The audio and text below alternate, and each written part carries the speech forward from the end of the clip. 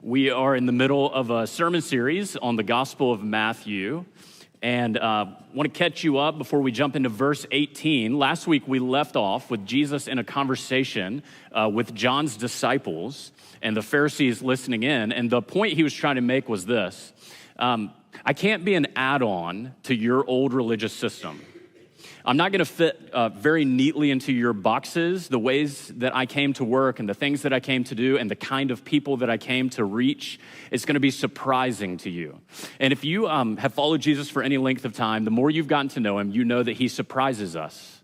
The things he says, the things he does, the ways he chooses to work, God is often not fitting into our box. And last week, Jesus illustrated that with a couple of parables about new wineskins and about a patch on an old garment. Today, he's going to illustrate the same point in a couple of stories, a couple of miracles. So let's look at it together. Matthew chapter 9, starting in verse 18. While he was saying these things to them, behold, a ruler came in and knelt before him, saying, "My daughter has just died. But come and lay your hand on her, and she will live." And Jesus rose and followed him with his disciples. And behold, a woman who suffered from a discharge of blood for 12 years came up behind him and touched the fringe of his garment. And she said to herself, "If I only touch his garment, I will be made well." Jesus turned, and seeing her, he said, "Take heart, daughter, your faith has made you well."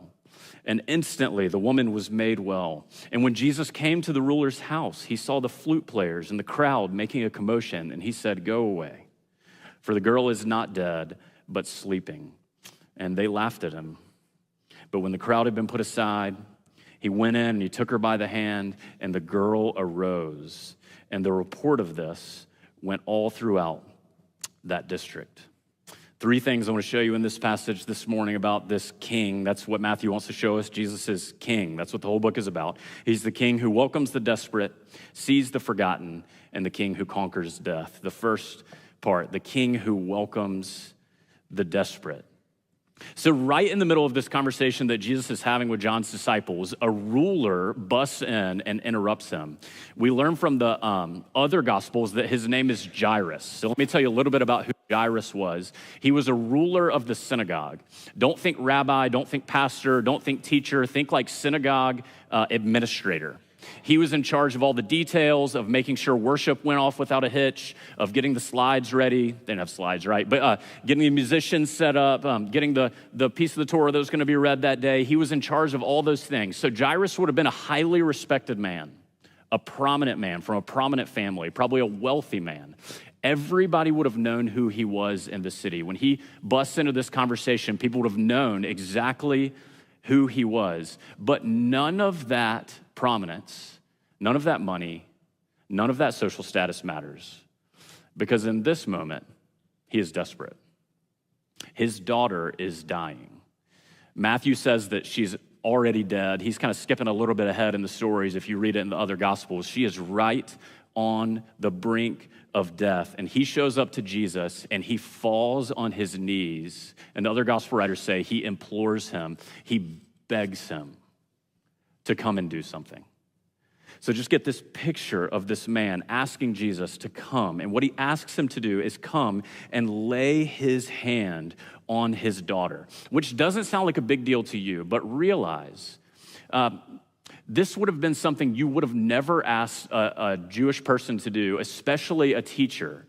You would never ask them to come and lay their hand on someone who was dying or dead, because that would have made them ceremonially unclean. That would have put them outside of worship. That would have put them outside of society. You would never ask them to do that. But Jairus doesn't care. He is totally out of options. His little girl is desperate. She is about to die. And so he comes to Jesus. He falls on his knees and he begs him to come. And Jesus says, "Let's go." And it's just a beautiful picture that whether we realize it or not, or we forget this sometimes, but our prayers actually move the heart of God. He responds to us. Our prayers move his heart, and that's a picture of that in this passage. Jesus responds to the cry of this man. He doesn't ask any questions. He just gets up and goes. But before he can get there and go and heal this girl, the whole scene stops. Now, I want you to imagine this, okay? This is Jesus and Jairus the 12 disciples, and the crowds who've been watching all of this go along. So think not just a few people, hundreds of people are in this throng, this group going to Jairus' house. Now, they weren't running because respectable people didn't run. That's why some of you don't run, right? Respectable people didn't run, but there is some urgency to this situation in this crowd that's moving to Jairus' house. And all of a sudden, Jesus just stops. And he says, somebody touched me.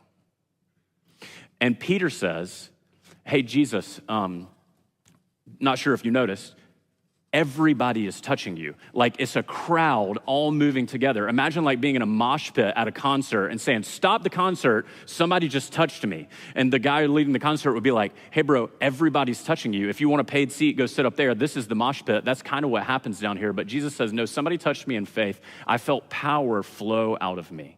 So he stops the whole scene, all of the urgency, everything that has happened, and he puts his attention on this woman. And out of the crowd she steps. She's been bleeding for 12 years. And I just want you to think about that. We don't know exactly why she's bleeding or what happened. We have guesses, but we don't know really why. It doesn't actually really matter. Just imagine one day you start bleeding. Months go by, years go by, 12 years go by, no relief, no answers. You can't get any hope to get out of this condition that she's in. And she also would have been ceremonially unclean, which meant not only is she physically suffering, she's spiritually separated from God's people, and she's socially separated from the rest of community. So she is in a desperate situation. And the reason that she's unclean has nothing to do with her being a woman or the reason she started bleeding. The point is that blood, all throughout the Old Testament, the loss of blood symbolized the loss of life. Blood and life corresponded. And so the point is, when you're losing blood, that's not something that should be happening in God's realm. And in God's kingdom, one day that will never be a piece of it, death and blood and all of these things. And so because of God's holiness, you're separated from the presence of God for a while. But regardless of the reasons, just think about the reality. It's possible that this woman had touched no one in 12 years. I don't know how long you've ever gone without somebody touching you. We don't even realize, like hugs, handshakes, 12 years. Imagine the loneliness and the separation. And you can imagine when she comes out of the crowd, when Jesus says, who touched me? And this woman, who everybody would have known who she was, steps out of the crowd, and they would think, her? She had the audacity to touch the teacher, especially in this situation, but she does not care. She has nothing left to lose. We learn in the other Gospels that she has spent all of her money trying to get better, all of her money on doctors, and she's only gotten worse. She's broke, she's hopeless, she's desperate. And so she comes to Jesus. And I just want you to think about these two people together. In every gospel, these two people are side by side. And I think the point is this. In some ways, these people couldn't be more different. Jairus is a respected synagogue ruler. She's been excluded from the synagogue for 12 years. He's wealthy. She's spent everything she has. He's well known. She's forgotten. He's a man of influence. She has none. Jairus comes openly, falling at Jesus' feet for everybody to see. She comes quietly, hoping just to touch him and fade into the background. He stands at the top of society, she's at the very bottom. In other words, Jairus has everything that the society offers, everything that the world thinks is important, and she has none of it. In some ways, they are polar opposites. But in other ways, the ground is level at the feet of Jesus. They both come to Jesus despite their differences, and they have come to the end of themselves. They are desperate.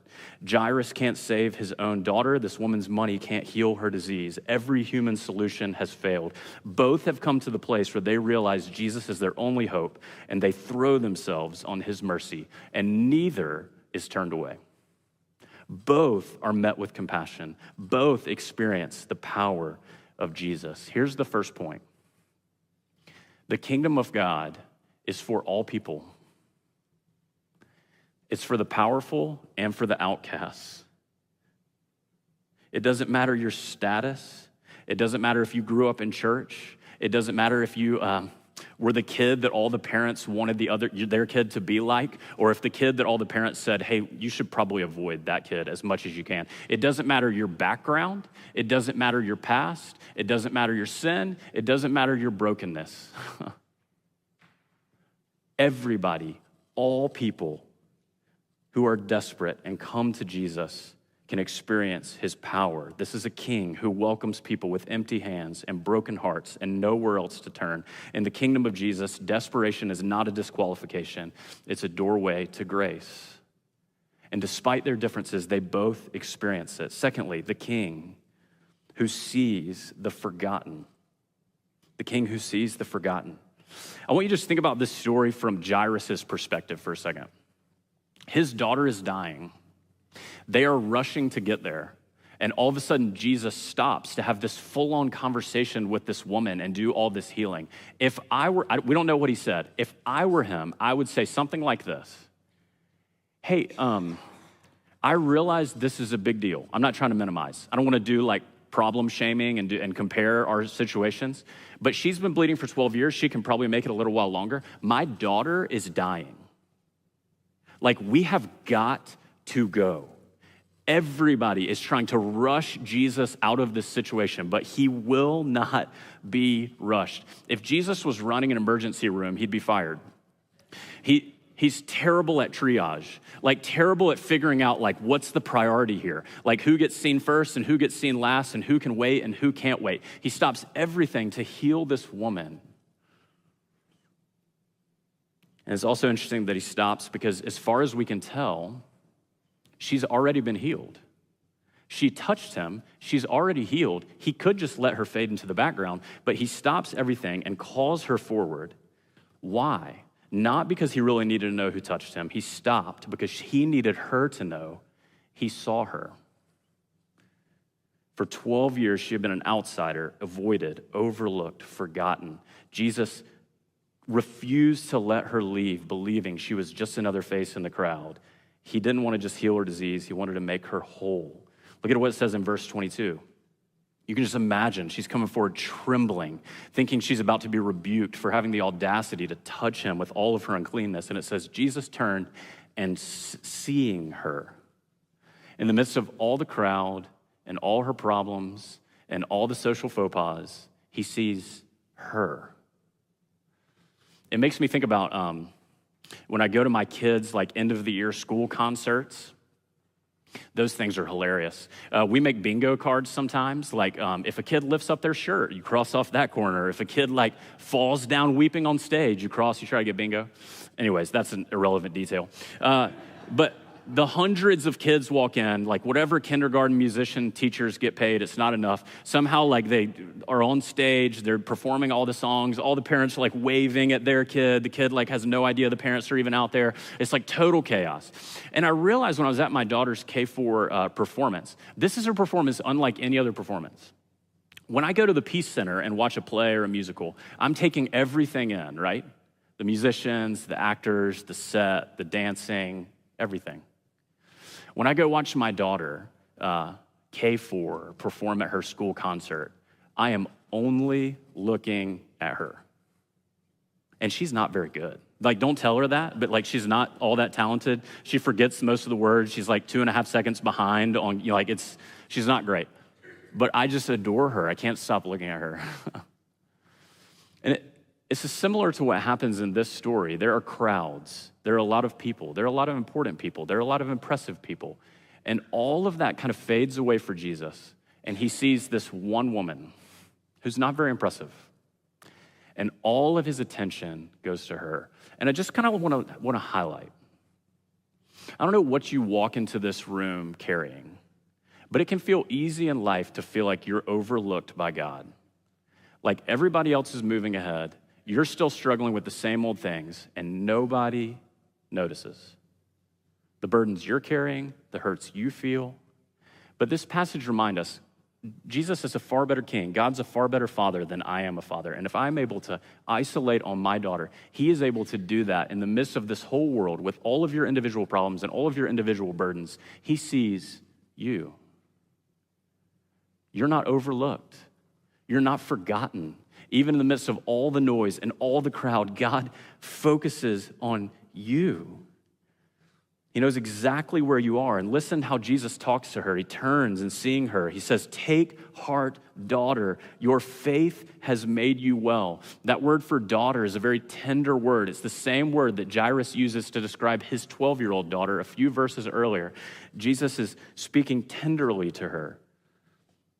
He's saying to her, "I don't want to just heal you of your disease. I want to include you in your family." Do you see what Jesus is doing? He's refusing to let her be defined by what has happened to her. This is, the headings you have in your Bible are later additions by our translators, just so you know that. But almost every heading you read about this story says the same thing. Jesus heals the bleeding woman. In other words, she is defined by her issue. Aren't you glad that you're no longer defined by your issue? Like, the story of my life is not, oh, Neel, the guy with the anger problem, or you, the person with the selfishness issue, or whoever you are with the sexual addiction problem. When Jesus meets us, he changes us. We're no longer defined by our past or our problems or our issues or our failures. And he wants to make sure this woman knows when you leave this conversation, you're no longer identified by your brokenness. You're identified as my daughter. In other words, only Jesus gets to tell you who you are. Only Jesus. Not your conscience, not your guilt, not your dad, not your friends, not society, not your sin, not your brokenness, not what's happened to you. Only Jesus gets to tell you who you are. And he says to this woman, "I don't see you for your brokenness. I see you as a daughter." I love this quote. Ricardo Sanchez says, "The devil knows your name, but calls you by your sin. God knows your sin, but calls you by your name." Your sin doesn't define you. And it says instantly, this woman was made well. This is, we talked about the Jesus doesn't fit into neat boxes. For centuries, here's what the Jewish people knew. When unclean things touch clean things, that thing becomes unclean. But in this situation, when an unclean thing touched a clean thing, the unclean thing became clean. And that's what Jesus does for us. We touch him, we come to him in faith, he makes us clean because he takes our uncleanness upon himself. We read it earlier in the assurance of grace, 2 Corinthians 5:21. For our sake, God made him who knew no sin to be sin so that in him we might become the righteousness of God. Jesus was treated as unclean for us so that we could be made clean and welcomed into the presence of God. This word, made well or healed, that it says about the woman, it's actually the word saved. Sozo is the Greek word. It says that Jesus touched her and she was saved, which is really interesting. There are other words to describe physical healing, but Matthew chooses this word, and I think to give us this picture. This is a paradigm, a picture for us that no matter how broken we are, if we come to Jesus, we also can be made whole. We also can be made well. It's a preview of the gospel. That no matter your past, your shame, or however long you've been carrying your burden, you too can be saved. And lastly, let's look at the King who conquers death. The King who conquers death. The story isn't done yet. It comes to a crescendo. 12 years before this happened, a woman started bleeding.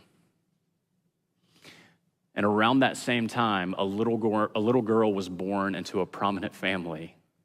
She's been healed, but the little girl is now dead.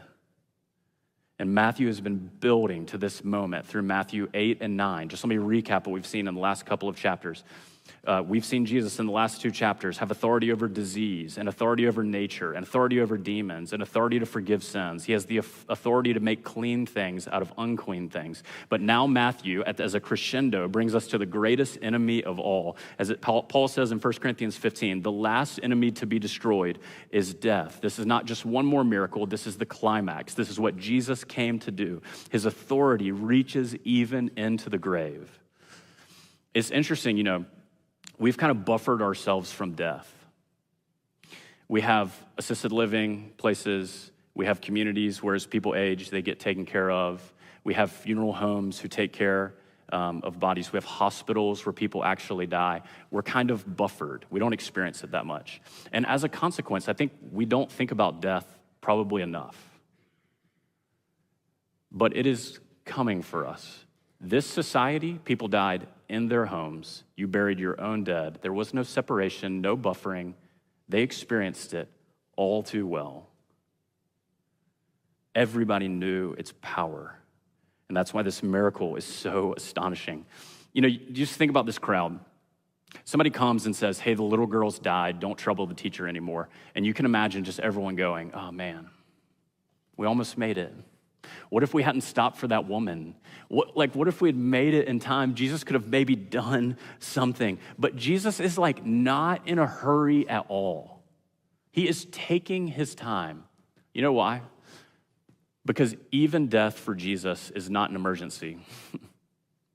Even death for Jesus is not irreversible. It's only over when Jesus says it's over. And by the time they get to Jairus' house, the funeral is well underway. So here's what Jewish tradition said you had to do. You had to have one singer and two flute players. In other words, there were professional mourners. Imagine going to a dinner party and people are like, so what do you do for work? Well, when somebody dies, I go and I sing. I rip my clothes and I cry and I weep for them. Oh, people that you knew? Well, no, not people I knew. It's just kind of what I do. It's like hiring a DJ for your wedding. Like, this is your job. And all these people are there and they're wailing and they're ripping their clothes and they're singing. And Jesus says, hey, y'all can go home. You're kind of off the clock now. We don't really need you anymore. Thank you for your service. And we laugh, but basically what Jesus is saying is this: hey, we don't need to have a funeral. It's not what you think. If he doesn't do what he's about to do, this is the most insensitive thing that's ever happened. Imagine Jesus coming to your little girl's funeral and coming up and there's a casket here and him looking inside and getting on stage and saying, oh, actually, y'all can go home. She's not dead. It'd be cruel unless it was true. He comes and he tells the professional mourners, your services are no longer needed. False alarm. Y'all can go home. And immediately it says they start laughing. I don't know how you go from tears to laughter that fast, but somehow they cut the fake crying and they start laughing immediately. They've grown cynical. Just realize this. They deal with death all the time. They see dead people all the time. They're like, hey, Jesus, you don't get this. I know this is probably kind of like your first rodeo. We do this as a profession. Let us kind of train you real quick. She's dead. It's over. And they laugh at him, because their hearts have become cynical to the possibility of what God can do. And I've got to read to you from Mark, even though we're in Matthew, what Jesus does next. He sends out the mourners. He sends out the crowds. Just mom and dad and the disciples go into the room, and this little dead girl is laying on the bed. And here's what he says. Taking her by the hand, he said to her, Talitha Kumi, which means little girl, I say to you, arise. Talitha is almost like a pet name that you would have for your kids. I call my little girls Goose. I don't know how that started. Maybe you call yours like baby or like honey. That's what Jesus is saying to this little girl. Honey. And then he says to her, Kumi, which is a word that means wake up. Here's the picture. If you've been a parent, you know this scene. You walk into your kid's bedroom. It's time to get ready for school. They're still totally knocked out, if you have kids that sleep in. Still totally knocked out. It's like there's nothing like a kid sleeping. It's so tender, so precious. You kneel beside their bed, take their hand, and say, hey, honey, it's time to get up. Time to carry on with your day. Just imagine the tenderness that Jesus is talking to this little girl. With two little words, he defeats our greatest enemy. It's like she's woken up from a long night's sleep and it's time to carry on with the day. Jesus very simply just says, hey, baby, it's time to get up. This is reversible. It's defeated. Jesus takes her by the hand and she rises again. I was playing dodgeball one time, doing youth ministry. It was 5th to 8th graders. It was the 5th graders' first night there. And we played 8th graders versus all the other kids. okay? So the 8th graders, by this point, some of the boys are pretty big. They're flinging dodgeballs as hard as they can. You know, little girls are getting crushed. Like, it's not good. And I was standing there, and all of a sudden I felt from behind me this little hand come up and take my hand and start holding my hand. And I looked down, and it was this little 5th grade boy, just terrified. And he's holding my hand. And I was looking at him, and I was like, you know, you're never going to outlive this moment, right? Like, not only are you going to get made fun of forever, but like you're a sermon illustration the rest of your life. You know, like you don't undo this. But there was something about that moment that in all this fire that was coming at him, he just needed a hand to hold. It's a picture of the tenderness of Jesus, that whatever you're walking through, whatever you're fearing, whatever anxieties you have, whatever pain you're experiencing, it's like Jesus takes you by the hand and he leads you even through the valley of the shadow of death. He is with you. He takes her hand and she rises again. It's a beautiful scene. As Christians, we don't grieve like people without hope. In some ways, death is the worst enemy. We grieve it more deeply than anyone because we know it's an intruder in God's creation, but we fear it less than anyone because we know that Jesus has defeated it. He walks into a funeral and sends the mourners home. How can he possibly do that? I want you to zoom out and think about these two stories together, and I want to show you 3 elements that we see in this story that were a foreshadowing of what's to come. How does Jesus have this kind of power? In this story, there's blood, there's death, and there's a resurrection.